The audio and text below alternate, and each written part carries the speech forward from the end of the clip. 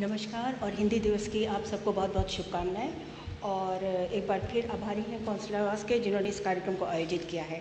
जैसा मोहंती साहब ने कहा, कायदे से यहाँ पे डॉक्टर जयरामन को होना था, पर किसी कारणवश वो यहाँ नहीं आ सके। ओझा जी ने बहुत सारे लोगों के नाम बताए हैं जिन्होंने हिंदी के क्षेत्र में काफ़ी कुछ किया है। उनमें से कुछ एक दो का नाम मैं और लेना चाहूँगी, जैसे कि डॉक्टर गैब्रियल हैं, अनिल प्रभा कुमार हैं जो न पढ़ाती हैं बल्कि बहुत अच्छी रचनाकार भी हैं और मौका मिलता रहता है पढ़ने का। कहते हैं कि विश्व में सबसे अधिक बोली जाने वाली भाषाओं में दूसरे स्थान पर हिंदी आती है और हिंदी की गूंज सारी दुनिया में सुनाई देती है। शायद ही कोई देश है जहाँ पे एक दो हिंदी बोलने वाले ना मिलते हों। तो हिंदी और आजकल के इस समय में जब भारत एक महाशक्ति के रूप में उभर रहा है, हिंदी के प्रति नई पीढ़ी का आकर्षण भी बहुत बढ़ रहा है। वैसे हमने देखा है कि हाई स्कूलों में अमेरिका में हिंदी बहुत कम पढ़ाई जाती है।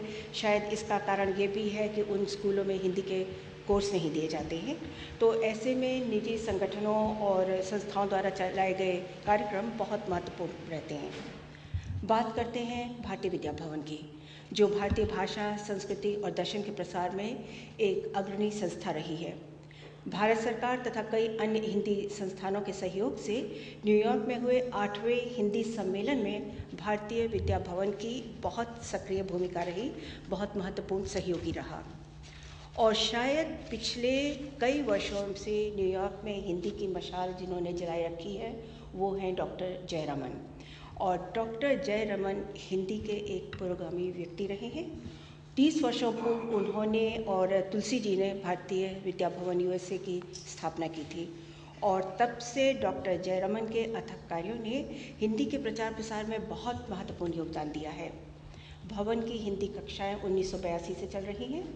कई वर्षों तक डॉक्टर जयरामन भवन की हिंदी कक्षाएं भारतीय कौंसल आवास में लेते आए। अनुमान है कि इन वर्षों में लगभग 3000 लोगों ने हिंदी सीखी है, जिसमें लगभग 40% गैर भारतीय हैं। भवन में हिंदी सीखने वाले कई लोग आगे चलकर भवन से भी जुड़े हैं। हिंदी पढ़ने वाले वयस्क छात्रों के कारण अलग अलग हैं।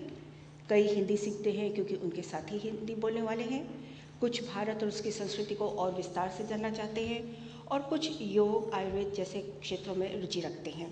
और पिछले साल कुछ स्टूडेंट ऐसे थे जिनमें 1 या 2 स्टेट डिपार्टमेंट की नौकरी करना चाहते थे, तो वो पहले से ही हिंदी पढ़ना चाहते थे। भवन का हिंदी पाठ्यक्रम मुख्यतः डॉक्टर जयरामन द्वारा लिखित पुस्तक अ कोर्स इन हिंदी पर आधारित है। 3 सत्र में दिया जाता है, बिगिनर, इंटरमीडिएट तथा एडवांस। भाषा जटिल न हो, संपर्क की, संचार की हो, इसका पूरा प्रयास किया जाता है। और हर बार कोर्स में किताबी पाठ्यक्रम के अलावा कुछ नया भी सिखाया जाता है। वो इसलिए कि कई बार बहुत से छात्र दोबारा उन कोर्स को लेना चाहते हैं। कक्षाओं का लक्ष्य छात्रों को सहज रूप से हिंदी सिखाना है ताकि वे व्यावहारिक हिंदी समझ सकें, बोल सकें और लिख सकें। उनके उच्चारण की ओर विशेष रूप से ध्यान दिया जाता है क्योंकि आप सबको पता है हिंदी अक्षरमाला में कुछ ऐसे शब्द हैं, अक्षर हैं जो अहिंदी भाषियों के लिए बोलने में बहुत कठिनाई लाते हैं। ये तो थे बड़ों के कार्यक्रम और अब बात करते हैं बच्चों की। बच्चों के कार्यक्रम एक बहुत ही रोचक होते हैं। इस समय 3 कक्षाएं चलाई जा रही हैं। पहली है 7 से 11 साल के बच्चों की जो पिछले 3-4 सालों से हिंदी सीख रहे हैं और मुझे ये कहते हुए बहुत गर्व होता है कि उनमें से कई हिंदी में सोचने भी लगे हैं। इसका मतलब है कि वो उनके लिए हिंदी में लिखना पढ़ना बहुत आसान हो गया है और उसका एक उदाहरण आपको आगे मिलेगा। 4 से 6 साल के बच्चों को हिंदी पढ़ाना कुछ चुनौतीपूर्ण लगता है, लेकिन उनको खेल खेल में हिंदी सिखाई जाती है, उनके पाठ पर ध्यान दिया जाता है और उनके पाठ को रोचक बनाया जाता है ताकि उनका ध्यान लगातार बना रहे। और इन बच्चों को भारतीय संस्कृति से भी परिचित कराया जाता है। पिछले कुछ वर्षों में हमने देखा है कि वो माता पिता जो खुद हिंदी नहीं बोलते हैं या अहिंदी भाषी हैं, वो हिंदी अपने बच्चों को सिखाना चाहते हैं और इस तरह छोटे बच्चों की संख्या बढ़ती जा रही है। इसका एक उदाहरण देती हूँ। पिछले वर्ष एक युवा पाकिस्तानी दंपति भारत में आया अपनी 4 साल की बच्ची को लेकर। तो हमने पूछा, आप हिंदी क्यों सिखाते हैं, उर्दू क्यों नहीं सिखाते? उसका ये कहना था कि भारत आज के ज़माने में बहुत ही आर्थिक रूप से उभर रहा है और जब तक मेरी बच्ची बड़ी होगी, मल्टीनेशनल इस युग में भारत में बड़ी बड़ी कंपनियां होंगी तो उसको बहुत लाभ उठेगा उस हिंदी से। तो ये उसका हिंदी सीखने का लक्ष्य था और ये है आज के युग में हिंदी का महत्व खासतौर से अमेरिका में। और मैं अंत करूंगी इंग्लैंड के हिंदी के प्रोफेसर रूपर्ट स्नेल के शब्दों में। हिंदी भारत की है, मॉरिशस की है, इंग्लैंड की है, हिंदी आपकी है, हिंदी मेरी है। धन्यवाद। और अब मैंने एक उदाहरण दिया था आपको कि बच्चे किस प्रकार अहिंदी भाषी बच्चे किस तरह से हिंदी में सोचने लगे हैं। उसका एक उदाहरण है हैरियट लैंगल का। जैसा कि मैंने कहा था कि हैरियट 3-4 साल से सीख रही है और फिल्मों की बहुत दीवानी है। वो ही नहीं बल्कि उसका मेरे को लगता है पूरा परिवार हिंदी फिल्मों का दीवाना है।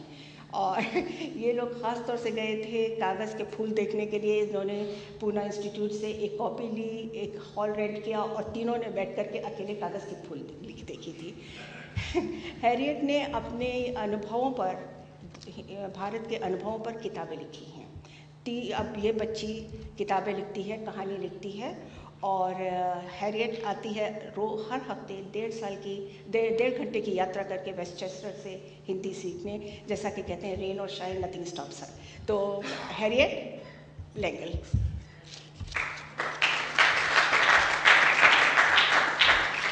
ये कहानी जो वो पढ़ने जा रही है उसकी खुद की लिखी हुई है।